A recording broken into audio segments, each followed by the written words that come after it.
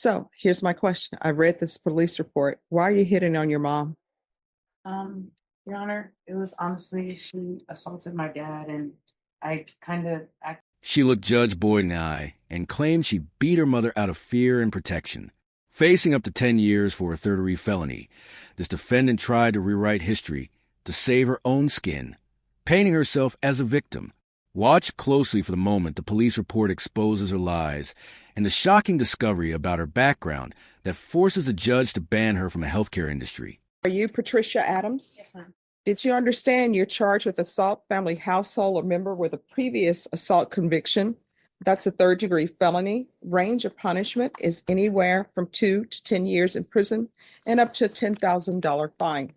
If you have a plea bargain agreement with the state, the court does not have to follow your plea.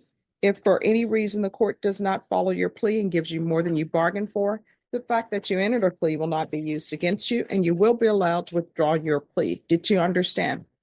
According to the plea, there's a $1,500 fine. State recommends deferred adjudication. There's an affirmative finding of family violence, and there's to be no contact with the complainant. Did you understand with an affirmative finding of family violence, you're not allowed to own or possess any weapons or ammunition? Yes, ma'am. Did you understand with an affirmative finding of family violence, you're not allowed to be designated as primary custodial parent? Did you understand that to be the entirety of your plea? Yes, ma'am. Defense, is that the plea? That's correct. Your State, Honor. is that the plea? It is, Your Honor. Outside the agreement, the state is recommending that your deferred adjudication be for a term of 3 years, 150 hours of community service restitution, the HMAC, and TAP evaluation, and follow all recommendations. Did you understand those are recommendations from the state and the court does not have to follow those recommendations? All right, what is HMAC? Hostility Management Area Control. All right, people love their acronyms, right? In speaking with probation, I probably should have spelled it out. No. I always like to know. I didn't know what it was either, Your Honor. Okay, If we want to go off record real quick, I can probably. I'm sorry. If we want to go off record real quick, I can probably explain what it is to answer. Oh, no, I know what the anger and hostility course is. I just didn't know those were that was the acronym. Okay. So, Okay. all right. My motto is always, if you don't know something, ask. I always tell my students, what's a dumb question is not asking, is the unasked question. Everything else, we're finding out information. So I've learned something new today. All right, so to the offenses charge, how do you plea? No contest. All right, state any evidence? Yes, Your Honor. At this time, state offers into evidence State's Exhibit 1 with all attachments. Any objection? No objection, Your Honor. All right, and state, have you spoken with the complainant? We've attempted to, Your Honor. All right, state, you may be excused. Thank you very much. All right, after reviewing state's exhibits 1 and attachments, the court will find there is sufficient evidence to find you guilty. The court will defer finding of guilt as you apply for deferred adjudication. Are we proceeding with sentencing? We are, Your Honor. I do have one ask. Yes. Ms. Adams is in yellow because she recently had a baby a month ago at the Mhm. jail. So she's currently not working right now. We were wondering if the court would be consider probating any of that fine, 1,500. That was my big ask because she's getting back on her feet as far as when she's out. And we're asking the court to grant her application for deferred and to allow her to do the TAP evaluation outside of jail. All right, I'll probate the entire fine. So here's my question. I read this police report. Why are you hitting on your mom? Your Honor, it was honestly she assaulted my dad, and I kind of acted on fear, heard my dad screaming, so that's the reason why I kind of assaulted my mom. Well, that's not kind of, and it doesn't Well, mention that in here.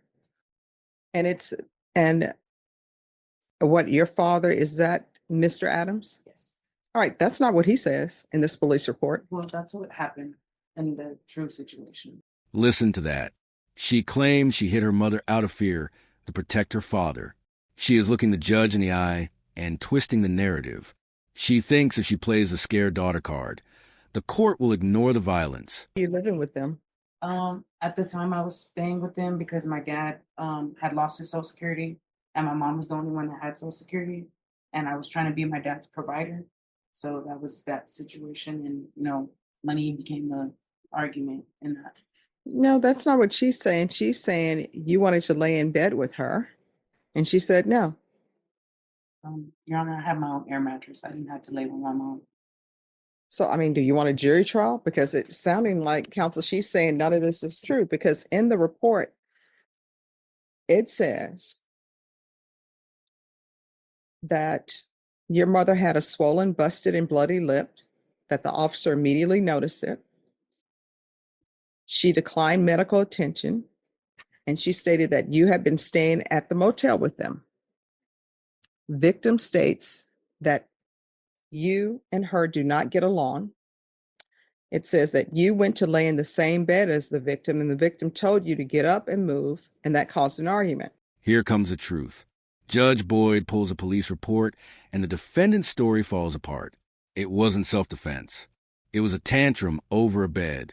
She punched her mother in the face because she was told no. Victim stated that she attempted to leave the location multiple times, but the suspect, that's you, was not allowing her to walk out the room.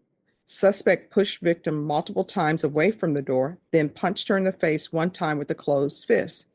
Suspect then grabs the witness's cell phone from the bed and fled the location. Witness 1 witnessed the assault and stated that suspect did push the victim and punch her in the face. Witness is disabled and bedridden. Victim provided information on suspect, and after running her information through CAD, it was determined she had a prior conviction of family violence. Then, are you saying that you didn't take your father's cell phone? It was mine, and I had literally just got paid that day, so that's the only reason why I took my phone back. All right, they're saying it's his phone because they said I contacted the suspect over the phone with the phone number provided that was witness's cell phone. And it says, you state I'm not coming back to the location and I did not assault the victim. And it says in here that you told them that the victim purposely hit herself to make it look like she was assaulted. And now you're telling me something different. I didn't call on saying that she hit herself. I admitted to the police officer on the phone that I did assault. No, that's not what this says, unless you're telling me the police officer just like, let me make something up in this story and put in here that she said she never hit her and that the victim hit themselves. Judge, I've had extensive conversations with Ms. Adams about the particular situation.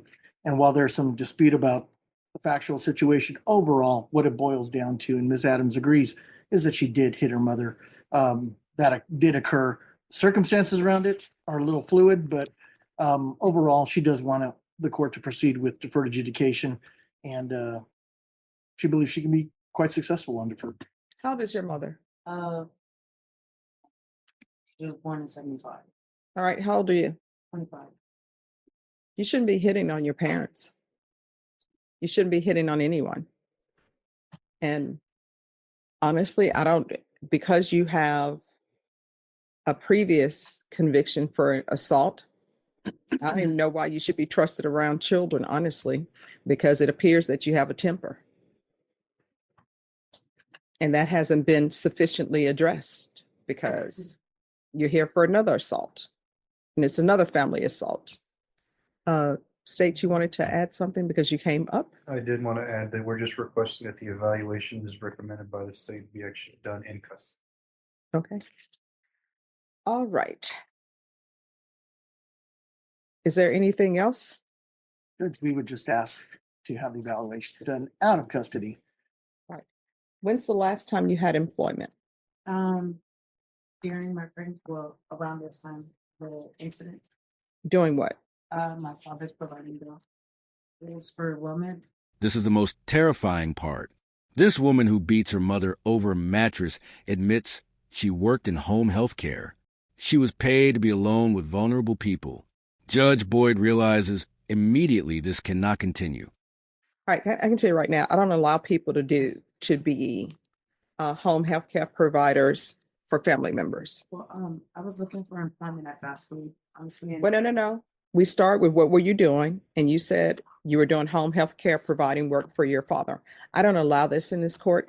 And to me, the home health care business is becoming akin to when we first started practicing, everybody was working at West Telemarketing.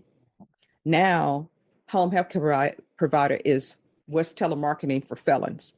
I don't allow people who are on felony probation to be home health care providers. They need to get a job. And home health care providers need to quit just looking at the bottom dollar where they're making a lot of money. Then they just hire random people to come in and watch people. Oh, you can watch them and we'll pay you $10 an hour. And then other things ended up happening. There's no way you should be in charge of caring for anybody because you have a temper that you cannot control. Judge Boyd calls the industry telemarketing for felons. She refuses to let the healthcare system become a hiding place for violent offenders. She isn't just sentencing the defendant. She is stripping away her ability to work in that field. And how many children do you have?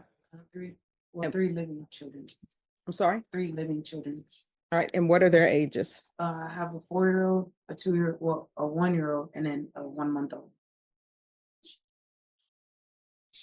And who are they with now? Right now they're with dad's custody. All right. What does that mean they're in dad's custody? Was there a hearing? He has legal custody, or you're just like, hey, I'm going to jail. Here you go.